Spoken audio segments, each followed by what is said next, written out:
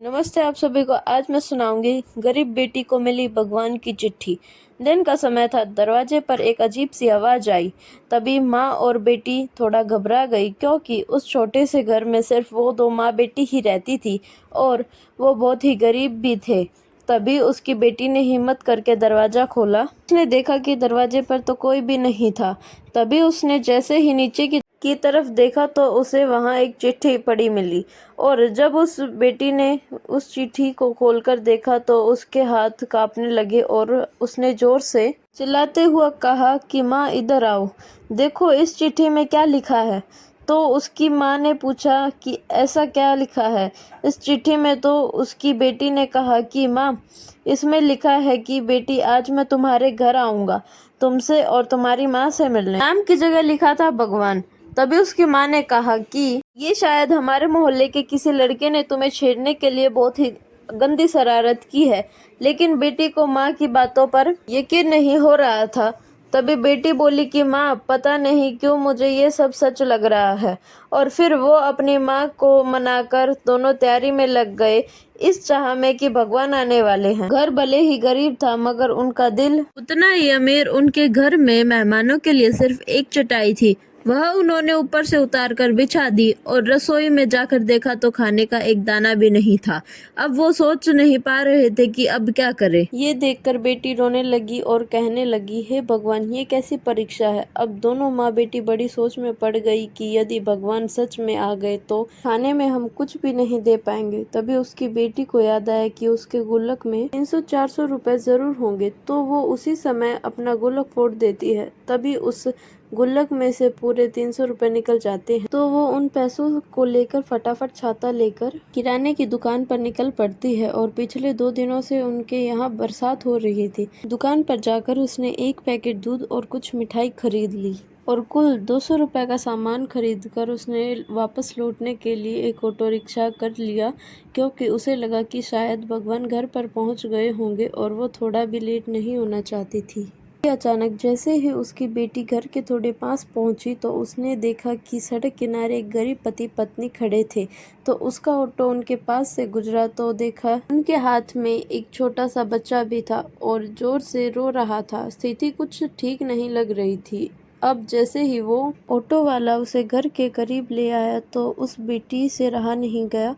तभी वो ऑटो वाले को वापस घुमा कर ले गई। और जब उसने उस पति पत्नी के पास जाकर देखा तो वो दोनों ही सड़क किनारे अपने बच्चे को गोद में लिए रो रहे थे। शायद उनके बच्चे को तेज बुखार भी था। ऊपर से वो बहुत गरीब भी दिखाई दे रहे थे और शायद उनके पास खाने को कुछ भी नहीं था। अब एक तरफ भगवान घर पर आने वाले थे और दूसरी तरफ यह गरीब पति पत्नी और उनका बीमार बच्चा। यह देखकर उस बेटी की आंखों में आंसू आ गए। तब उसने सोचा कि भगवान को तो मैं मना लूंगी, लेकिन यदि आज मैंने इन्हें ऐसे ही हाल में छोड़ दिया तो वो भगवान भी मुझे कभी माफ नहीं करेंगे। तभी उस बेटी ने जो जो खाने का सामान खरीदा था वो सब उस गरीब के हाथ में रख दिया। और उसने उन्हें 50 रुपए भी दे दिए और बोली कि अभी मेरे पास इतने ही हैं, बाकी पैसे मुझे इन ऑटो वाले को देने हैं, आप ये रख लीजिए और अपने बच्चे को जल्दी ही दवा दिलवा दीजिए। तभी उसे याद आया कि वो तो बारिश में भीग रहे थे। तो उस बेटी ने उन्हें अपना छाता भी दे दिया ताकि उनके बच्चे को ठंड ना लग जाए। और वह बेटी ही उसे गरीब पति पत्नी को अपना सारा सामान देकर जल्दी से अपने घर पहुंची, यह सोचकर कि भगवान आ गए होंगे। लेकिन दरवाजे पर उसकी माँ खड़ी थी। तो वह बोली कि बेटी, तुम्हें आने में इतनी देर क्यों लगा दी, और ये देख एक और चिट्ठी आई है, पता नहीं किसकी है। तब फटाफट उसकी बेटी ने उस चिट्ठी को खोलकर पढ़ना शुरू किया। तो उसमें लिखा था कि बेटी, आज मुझे तुमसे मिलकर बहुत खुशी हुई। पहले से तुम पतली दुबली हो गई हो, मगर आज भी तुम बहुत ही सुंदर हो। बेटी, तुम्हारी दी हुई मिठाई तो मुझे बहुत ही ज्यादा अच्छी लगी। तुमने इतने प्यार से जो मुझे दी थी। और बेटी, मुझे छाता देने के लिए शुक्रिया। कभी दोबारा मिलेंगे तो लौटा दूंगा। तभी आधी चिट्ठी पढ़ते ही वो बेटी भागते हुए वहीं पहुंची जहां वो गरीब बैठे हुए थे, लेकिन वहां तो कोई भी नहीं था।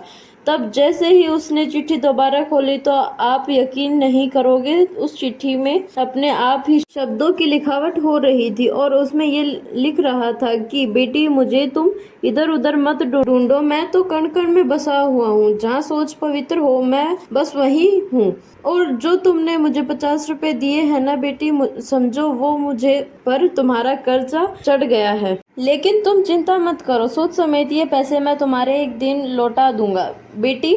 और तुम कभी चिंता मत करना, एक दिन जैसा तुम्हारा मन है ना वैसा ही तुम्हारे पास धन भी होगा। कोई कमी नहीं आने दूंगा उन लोगों में जो मेरे ही बनाए हुए लोगों की सच्चे मन से सेवा करते हैं। और हाँ बेटी, अगर तुम किसी गरीब की थोड़ी भी सहायता करते हो ना तो समझो मेरी ही सेवा कर रहे हो। और दान धर्म या गरीब की सेवा करने वाले को मैं कभी भी दुखी नहीं होने दे सकता।